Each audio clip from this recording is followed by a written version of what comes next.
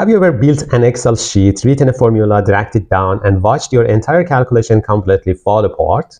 You get wild numbers, strange errors, and you're left staring at your screen wondering why Excel hates you. Hey everyone, welcome back to the Bayan Academy. Today we are mastering one of the most important foundations in Microsoft Excel, cell addressing. We're going to demystify how Excel finds and talks to your data. By the end of this video, you will understand standard A1 cell coordinates, how to lock formulas using dollar signs, how to give your cells human-friendly names, and even take a peek under the hood at Excel's secret alternative, the R1C1 reference style. Grab your coffee, open up a blank spreadsheet, and let's dive in. But before diving into the details of this tutorial, if you like such content to see similar contents, you can subscribe to our channel and check the other videos in our channel. Let's start right at the beginning. Every single box or cell in the Excel has an address. It's like a grid on a map. Columns are letters, as you can see, and rows are numbers. If you click on the very first box in the top left, its address is A1, and you can see it in the name box here that is written A1. Here A is the column letter and 1 is the row letter. If you ever lose track of where you are, look right up here at the name box. As I told, it tells you your exact coordinates instantly. Now, by default, when you write a formula in Excel, it uses relative references. Let's look at a quick example. Suppose it's the quantity, and this is price. 5 to 500. Here, I want to multiply quantity by price. My formula is A2 times B2. Now watch what happens when I use the fill handle and drag the formula down to row 5. You can see that is A5 times B5. Because these are relative references, Excel automatically updates them. In row 3, it becomes A3, B3, as you can see here in the formula bar, or if you double click here, you can see it.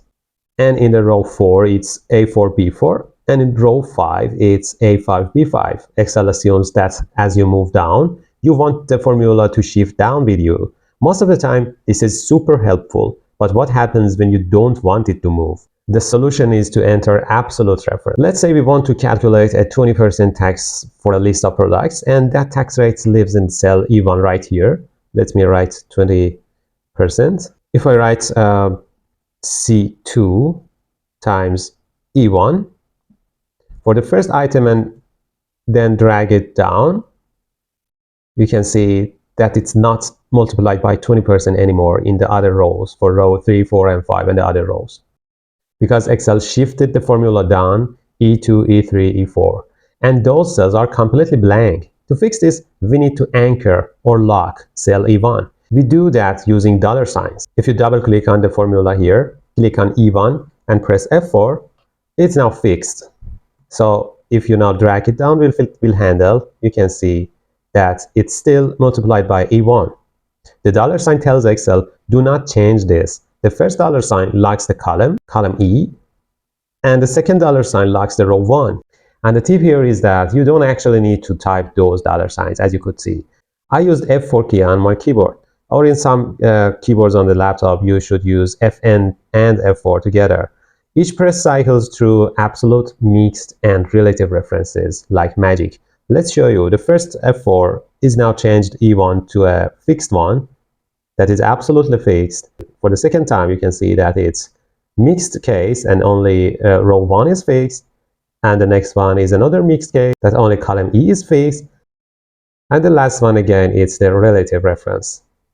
Now that you've mastered dollar signs, let me show you a trick that will make your spreadsheets look infinitely cleaner. Instead of using cryptic cell addresses like E1, and we don't know what's E1 if we don't know the contents, why not just give the cell a real name? It's so simple. Let me click on E1 here and go to the name box. Now I want to write a name like tax. So the name of this cell is now tax.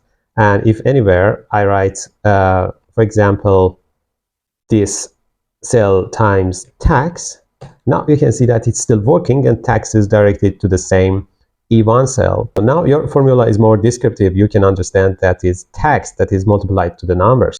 Anyone opening this spreadsheet will instantly understand what is happening without having to hunt around for where E1 is.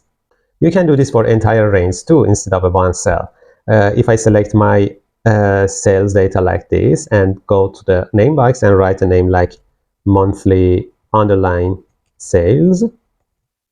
This is a new name for this range. Now if I write a formula like sum and monthly sales, it can also be selected from the suggestions made by Excel here.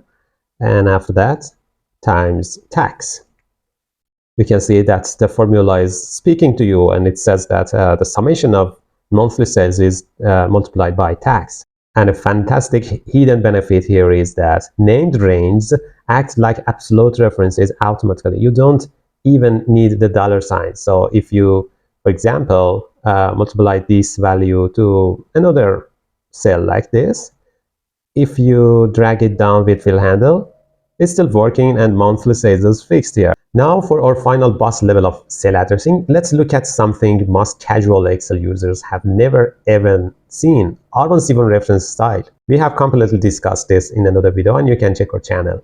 But let's quickly review it again. First, let me enable it by going to File, Menu, and Option, then Formula, and then enable R1C1 reference style.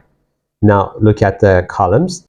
They are numbers. They are not letters anymore. In R1C1 style, R stands for row and C stands for column. Every cell is identified by its exact coordinates number. Cell R1 is now R1C1. So if I write R1C1, as you can see, it's the first cell in the top corner. There is another style of formula writing and addressing in R1C1 style. If I select this, you can see that it's written R1C1 in brackets. It's different than R1C1 normally without brackets. R1C1 with brackets means go down one row and write one column from where I am right now. This relative counting is what macros and VBA use behind the scenes to write code that applies to dynamic ranges. While you might not use R1C1 for your everyday budgeting, knowing it exists completely unlocks how Excel thinks under the hood. Now let's switch it back to normal R1 before our brains melt. So go to the same menu, formula, and then disable it, and OK. And there you have it, a complete walkthrough of Excel cell addressing, from basic A1 coordinates and F4 anchor logs, all the way to named range and R1C1 style. If this video helped clear up your Excel confusion, make sure to hit that like button, subscribe to the channel for more productivity tips, and let me know in the comments below, do you use named range yet? Or are you still team $? Thanks for watching, and I will see you in the next tutorial.